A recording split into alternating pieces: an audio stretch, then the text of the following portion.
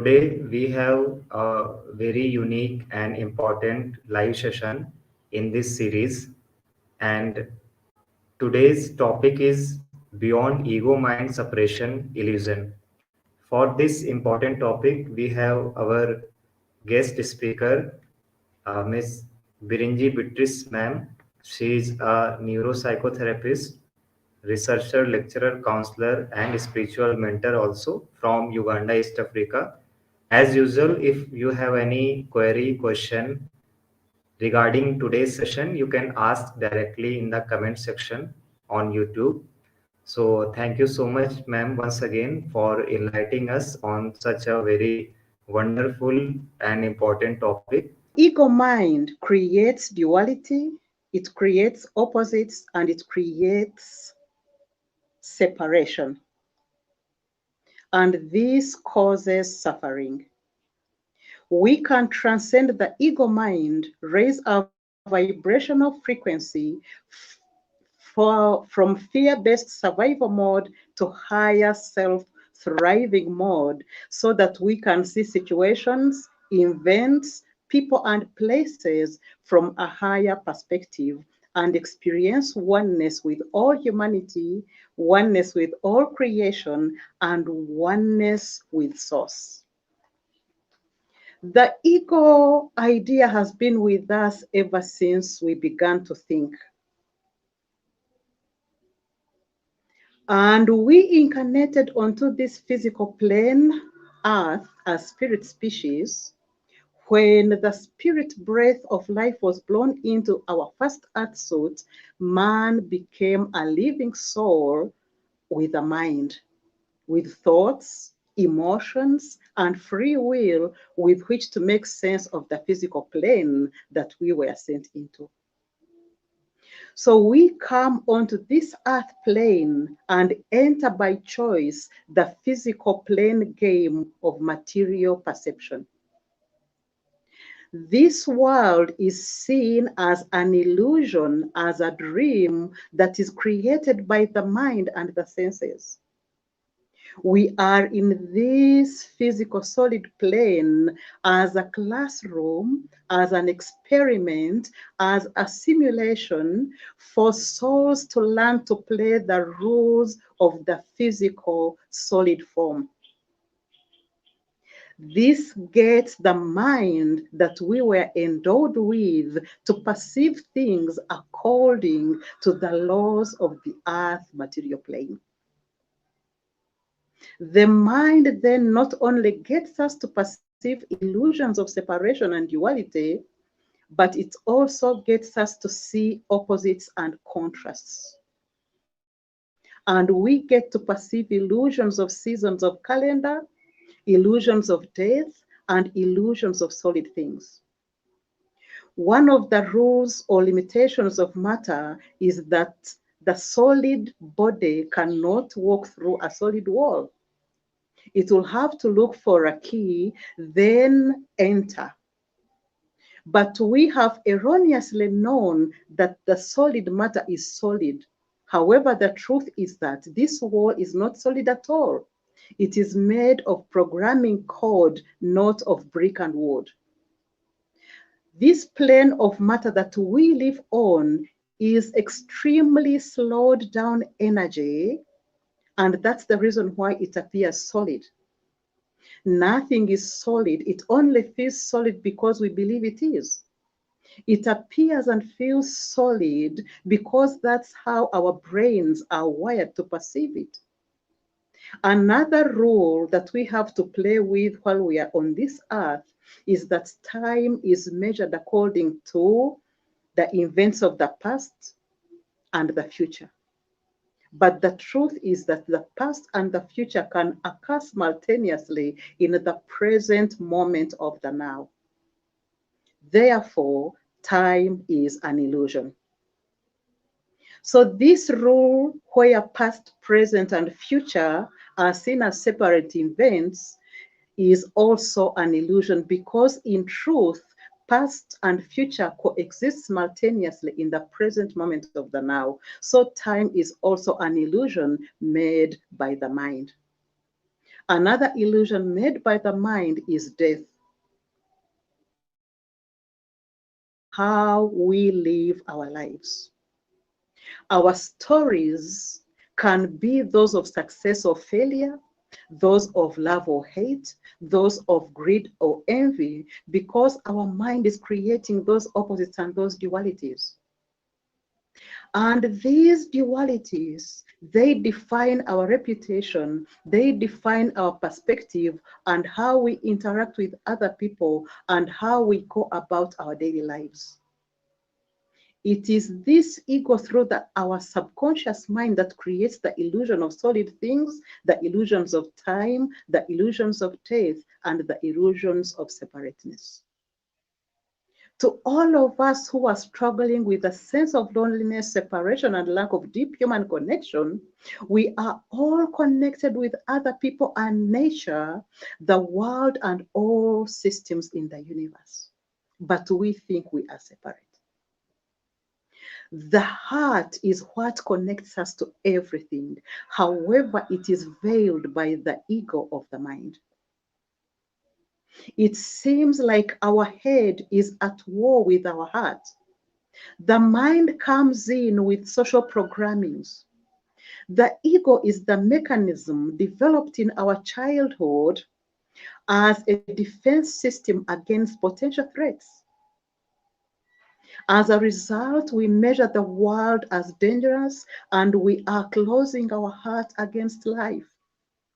When the mind and the ego lead us, there is no place for the heart to lead our life as fulfilled, loving persons.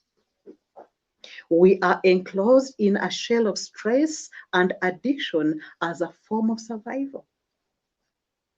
Every time we feel lonely, every time we feel disconnected from people and life, and feel that inner conflict, creating an outer conflict, every time we have something to fear from, every time we find ourselves hating people and are scared to talk with someone, or every time we find ourselves destroying nature, it is because of the ego that wants to destroy potential threats so as to make us survive. The ego is our source of fears, our source of desires, and our source of constant tension. The ego itself is an illusion. It is a state of the mind. Some of us live in it, yet we are completely unaware that we are living in that state. The ego is that plane of consciousness. It is a way of thinking. And living through the ego, we are less informed and more self-privileged. We think only in terms of our own survival. We become blinded. We become clouded with judgment, with unintentionally leading ourselves to our own demise. The ego is only an illusion, but it is a very influential one. Letting go of the ego illusion to become our identity can prevent us from knowing our true self. The ego's false idea of believing that we are what we have or what we do is a limited way of assessing life and living life. This ego is a complex of identities that we perceive ourselves to be. It is who we think we are. It is who we perceive ourselves to be, our title, our status, our name. But all those things do not make us who we are. Those things are our persona. They are the image we build to show the world. It creates a clear separation between ourselves and others. While it's been useful for our survival and evolution, over-identification with this ego is increasingly becoming a burden to us. It is important to examine and understand that beyond anything, the ego is just a perceptual illusion. We've got to understand that we are not our bodies, that we are not our thoughts, we are not our feelings, we are not our possessions, we are not our culture, nor are we our denominations. The ego being a perceptual illusion created by our brain left hemisphere. This ego created by the brain's left hemisphere, it is an interface that helps us function in our everyday life, enabling us to manipulate our environments. Our brains are divided into the left and right hemisphere, which allows us to perceive the world in different ways. The right hemisphere allows us to generate meaning and values and is more concerned with being than doing. The left hemisphere, on the other hand, prioritizes utility and splits the world into categories in order to manipulate it. The left hemisphere is responsible for grasping, for getting, and for achieving. It creates the ego. It creates the illusion of separation and of being and seeing ourselves as independent selves. So the left brain's interpretation is a simplified interpretation. It is a limited interpretation of life and what life is meant to be. And it is often inaccurate, and it is an inaccurate view of what's known by the right hemisphere, because it is the right hemisphere's view that is more foundational, while the left hemisphere's view is what we have prioritized, but it is that which keeps us limited and in survival. Ego is a Latin word meaning I. And in all truth, all of us are connected by the same universal essence lying beneath the labels that we have become conditioned to, that we have over associated with. That divine essence is our true self, and the ego is the small self. So this ego idea has been with us since we began to think, and it sends us false messages about the true nature of reality and life as we live it. It leads us to make assumptions about what will make us happy, and we end up getting frustrated. It pushes us to promote our self-importance while we yearn for a deeper and richer life experience. It causes us to fall into the void of self-absorption again and again. So we need to shed the false idea of who we are. Most of us, this ego isn't considered a positive thing, yet it serves an important role, and we have to befriend it because it leads us into survival while we are still on this earth plane. If we were to completely get rid of the ego, we would not be able to function in this world. We do not want to destroy this ego, but we want to be able to transcend it. Be able to be in the world, but not of the world. The ego is our interface for participating in the relative world, but it is not who we ultimately are. Awakened beings are able to hold both the relative and the ultimate perspectives simultaneously. And this, we can invite in all higher aspects of ourselves to function in this world when we don't have to worry about destroying the ego, but we can dissolve this ego when we are able to transcend the illusions sponsored by the ego. The ego's desire to maintain the illusion of separation can create negative emotions, and these can lead us to seek to transmute them and have serenity and freedom by moving into another spiritual plane where the ego can be offended and where the ego can be defeated, and suffering can be avoided by not reacting to the negative emotions that arise. So the ego may frustrate our soul growth, but it is up to us to use our free will to get into the thrival mode and get out of the survival mode by transcending the ego's attempt to keep us in only the survival mode. We are limitless. We are more than that. So let us look at today's content, what we are going to be looking at today. We are on slide 7. We are going to be looking at the ego and consciousness and the ego transcendence. We will be looking at the human mind as it creates the walls of separation, opposites, and dualities. And we'll also be looking at unity in the world of opposites. We'll be looking at oneness, universal love and connection. We'll also be looking at the illusion of separation, duality that causes suffering. And we are going to be seeing how spirituality and science explain oneness and the connectedness of all things. And we are also going to look at how we can experience oneness and break duality and separation.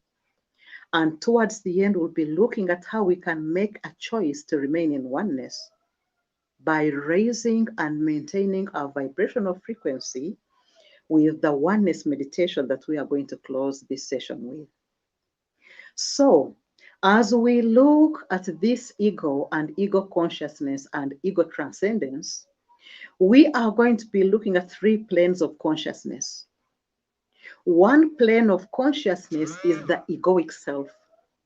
And this is fueled by material desires and self-sabotaging habits, those stories we tell ourselves. Then we have this second plane of consciousness, the consciousness of the liberated self. And this is what accepts what is as it is without judging it. It is that plane of consciousness that is free from attachment and where we find ourselves living amongst abundant resources. It lives in the now, in that calm, quiet mind, that natural flow. Then we have the third plane of consciousness that comes in between the egoic self and the liberated self. And this is the plane of duality.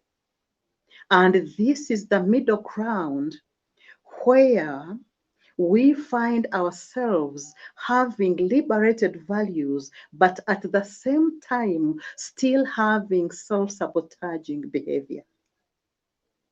And this is where the ego gets us to think ourselves into distress that causes anxiety.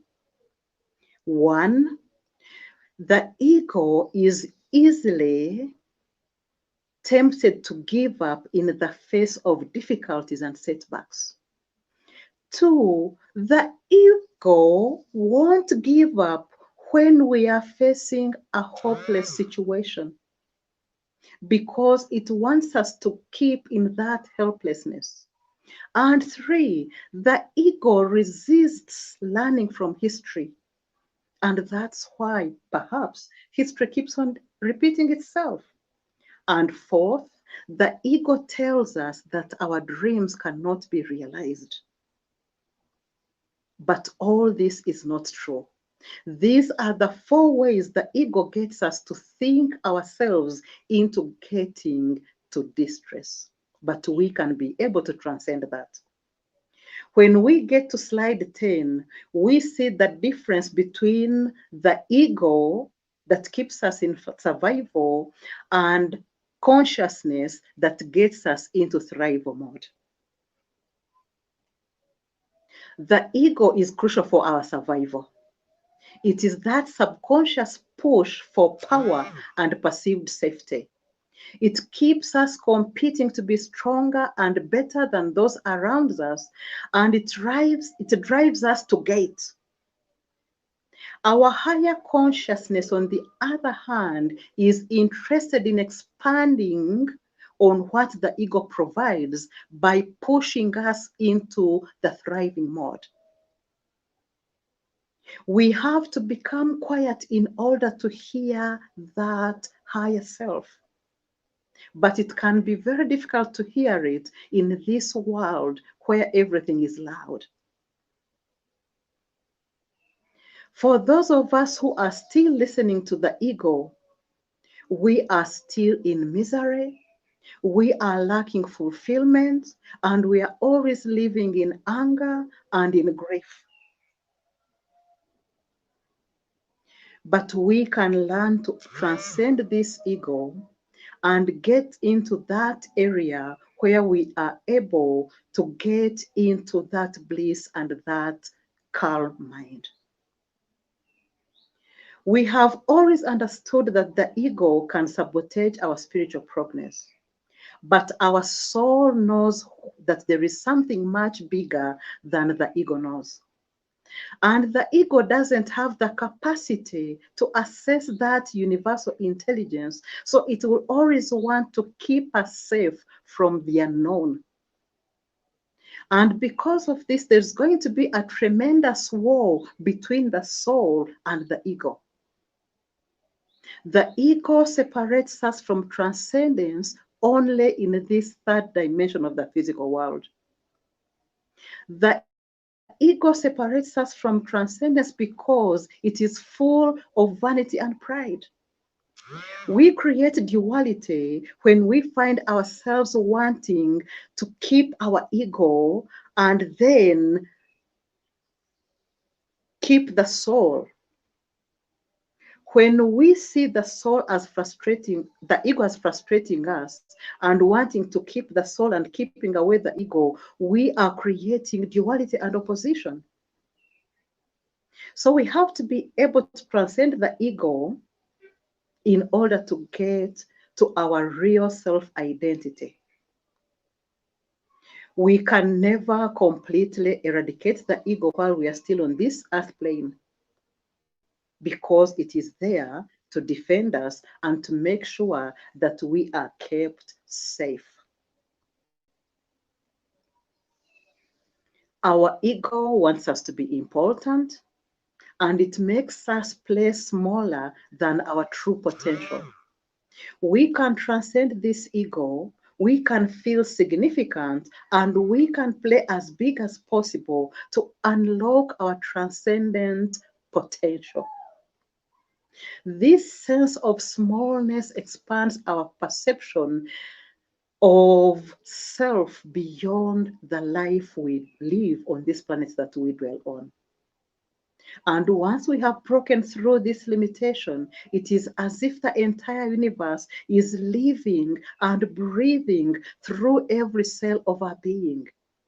And we are no longer feeling separate from the universe. We are no longer feeling separate from other creations. And we are no longer feeling separate from the Creator. It is beautiful to live with an ego that has been dissolved. This ego can be put on the path of enlightenment. And enlightenment is simply the clear seeing beyond the ego. The ego can be transcended, and it will no longer be the master, but it will be the servant to the heart. And we won't have to be controlled by the ego anymore, and especially the shadow side of the ego. Our ego is not to be killed, but to be dissolved. How does the human mind create walls of separation? And why does the nature of our mind create opposites and dualities? What dualities has the mind created on this third dimensional physical plane called Earth? And what creates the illusion of individuality in the physical world, which separates us into different bodies? we end up seeing matter and energy as separate. We see mind and the brain as separate. We see the heart and the brain as separate. And we see past, present, and future as separate events. We see good and evil as independent.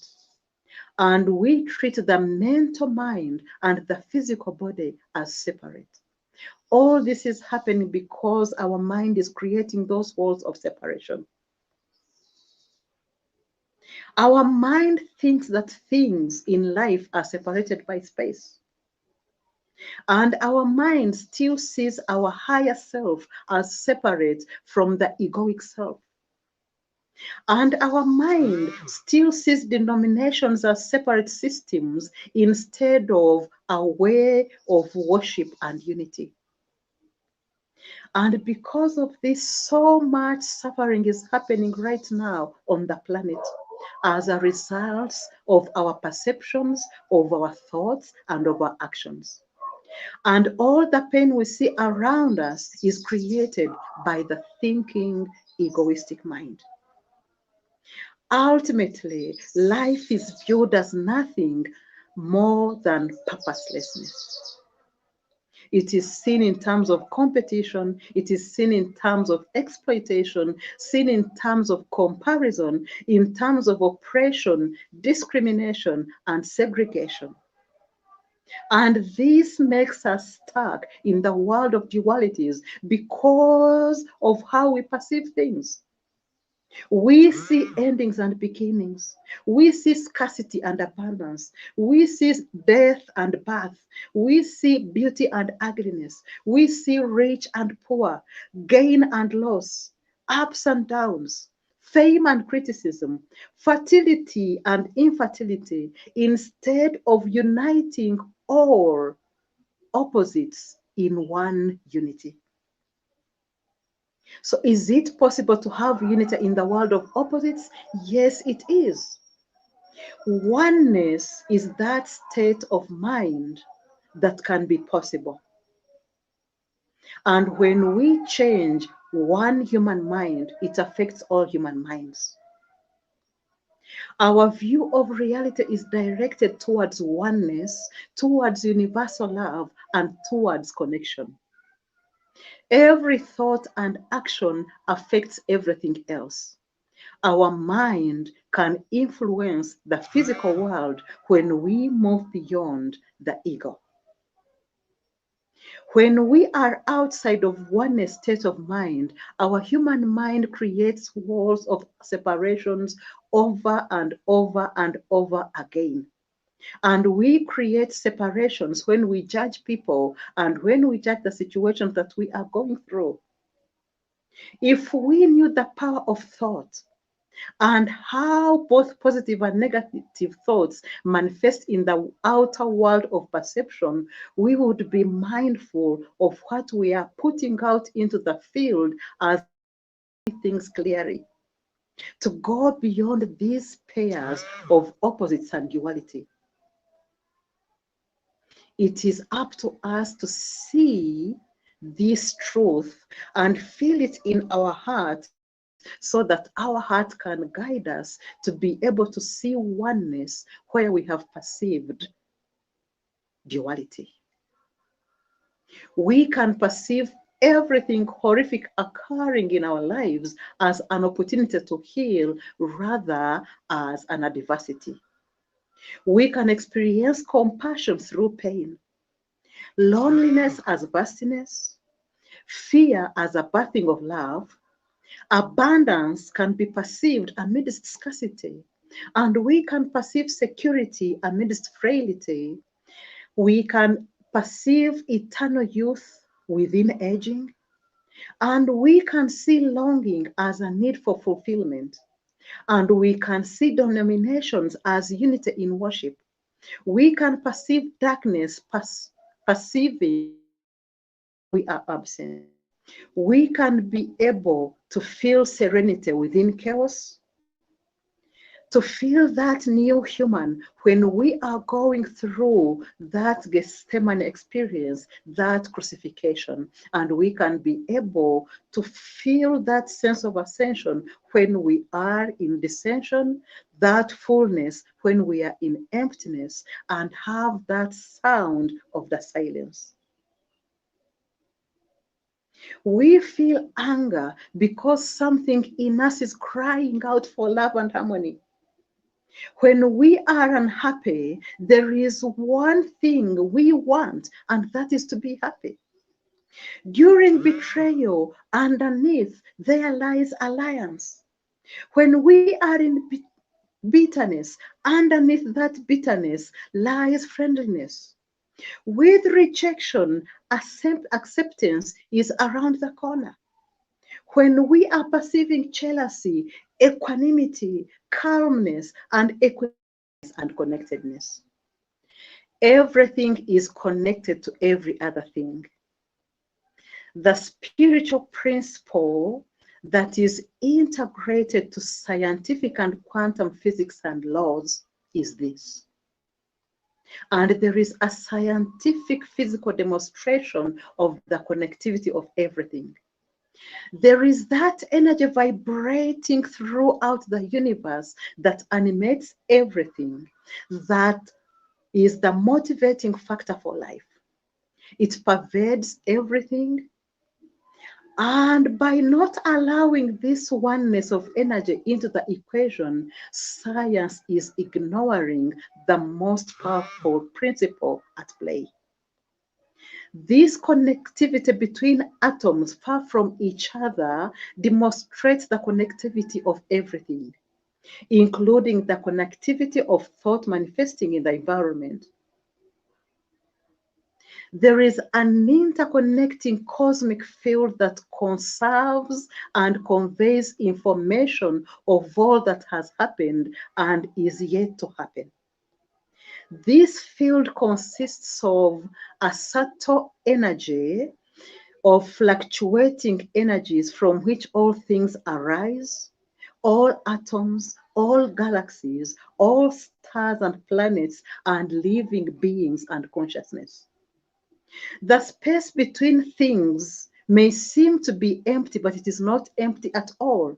And it is this space that connects all things because this space is full of energy as information. This space is an electromagnetic field. All info of every other particle on the universe is present in each atom, which connects them through this network in the structure of space. At subatomic level, all particles are connected and they affect the mind and vice versa. And within every atom, within every subatom, within every nucleus is all the energy and all the information of every other nuclei of the universe, of plants, of animals, and humans. Everything is connected through the proton of each atom. Science has proved how the mind influences the physical world because of this connection of all things. So it is this space between objects that is full of energy that connects all of us. There is an interconnection between matter and consciousness, and the mind influences the physical world through this principle of non-locality, according to science. And this is the ability of objects instantaneously to know about each other's state, even when they are separated by large distances. Every particle in the universe is aware of every other particle. There is a giant mystery hiding inside every atom in the universe. And this enables us to feel the whole universe in our bodies and connect to every human being and every creation on the universe. There is this particular makeup within our bodies that enables our bodies to play this important, wonderful role. And it connects us to everybody, and this is called liquid crystalline. The cytoplasm within each cell is made of liquid crystalline.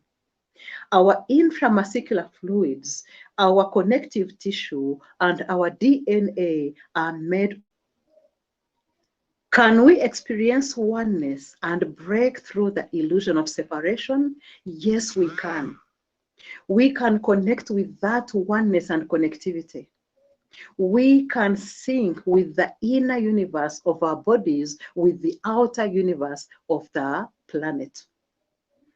Atoms contain an intricate timing and device that connect and sync with the Earth's rotation, with the rhythms of the flow of the universal order, with planetary constellations and seasons. This internal clock within our internal universe connects with the rhythms of the outer universe. And this energy of oneness pervades everything and orchestrates every action that we do. Oneness is the most fundamental state a human being can achieve. Oneness is our natural nature, it is our being, it is our existence. Thoughts of separation keep oneness away from our experience. When we are aware that the ego and its falseness is frustrating us, we can get into this oneness connection. And the illusion of separation can be broken. And we can share this universal oneness with everything that we are an individual. Psychology has trained us to believe that we are an individual. But these limitations have left us stuck in the third density dimensional world of material perception. Are we doomed to a life of separation where oneness remains an elusive dream? Not necessarily. It is now time to make a choice. Are we able to be in this world yet stay free of the daily tensions and stresses caused by the ego? Has it ever dawned to us that we can embrace the salty moments of life to give taste to our experiences? That we can find a ray of light in pitch darkness? So awakening occurs when these opposites are completing and complementing each other. We can restore wholeness in this fragmented world if we are able to experience a bit of heaven in this non-dual state amidst the chaos of the world. Somehow, somewhere, right now, where we are, we might find that what we have is not enough. We want to be a little more than we are right now, isn't it?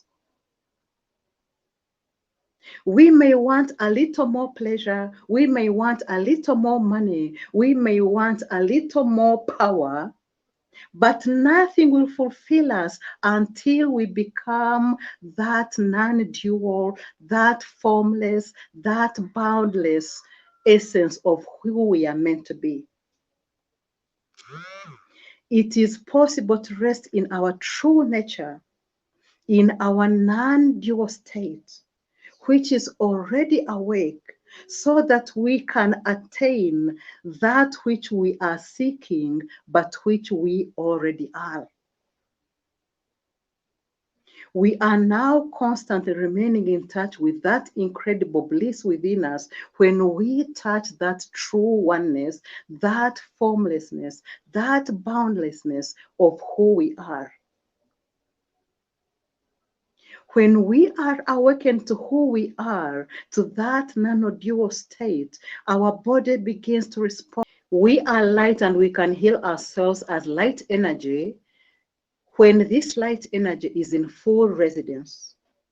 The world of separation will no longer apply to us when we are connected to oneness that is light, that oneness that is wholeness. We can be able to tap into that contentment of the Garden of Eden. The physical plane we are living on right now is still dense, but it is moving to higher dimensions.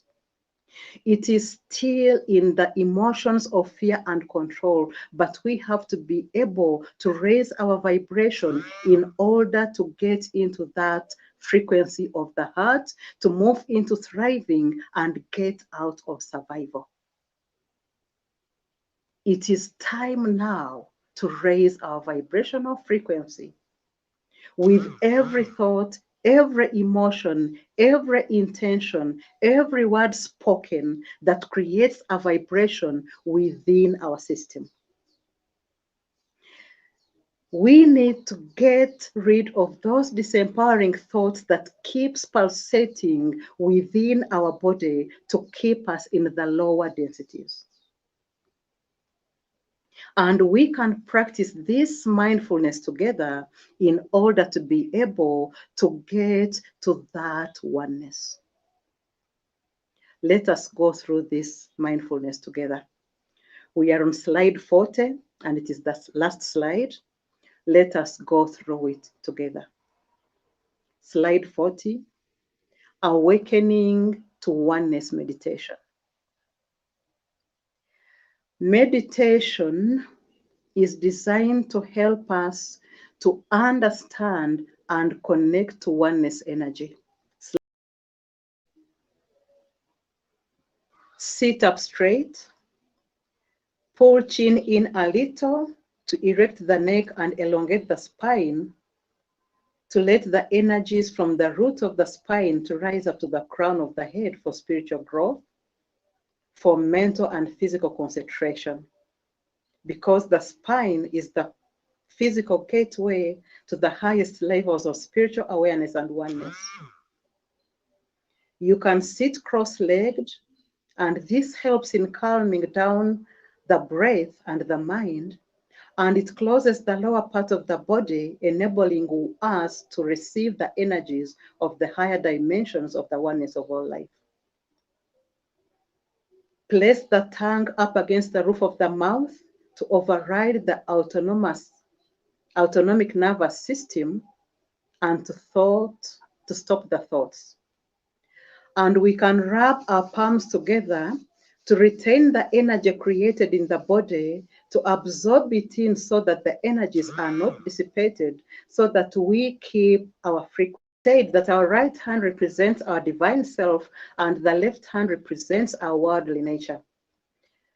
Let us now drop our gaze to the point at the tip of the nose that controls the optic nerve and balances the right and the left brain atmospheres, uniting both our masculine and feminine energies and soothing emotions and increasing our ability to focus. It connects us to the root chakra and stimulates that spiritual energy that stimulates the frontal. Send oxygen to the thinking brain to calm and stimulate the vagus nerve and the parasympathetic system, turning off the fight or flight stress response to release dopamine, serotonin, and endorphins. So hold a stone that feels cold in your hands, anchoring you to the vast universe around you as an anchor point for your consciousness, and as you dissolve into nothingness. When we dissolve into nothingness, we become one essence with the quantum. This nothingness energy cosmically connects us to the consciousness of all that is. In this non-dual state, we are everything and everything is us. We don't have to go anywhere to look for anything. Everything is drawn to us effortlessly. We are connected to everything. We are connected to all nature. We are connected to trees. We are that ocean. We are that sun. We are that tree. We are all those events and situations and we are one, and we are vibrating in higher frequencies, and we are able to see things from a higher perspective. Maintain that awareness, that connectedness to all things, and feel it in every fiber of your being as your heartbeat pulsates in the alpha brainwave of the Earth's vibrational frequency.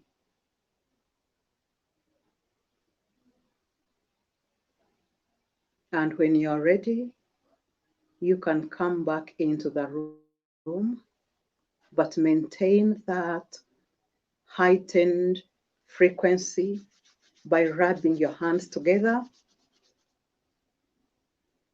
And as we end this meditation, Thank you so much, ma'am, once again for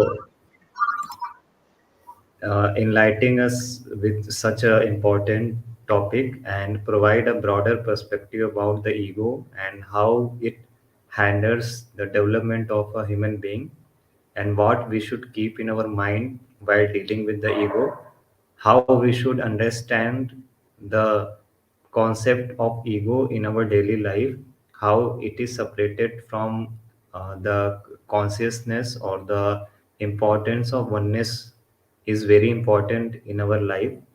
So, understanding the real concept about ego and how we should progress in the field of oneness with uplifting our consciousness at the universal level. So, thank you so much, ma'am. For anyone has any query or question, you can ask in the comment section of YouTube. Once again, thank you so much, ma'am, for your valuable time.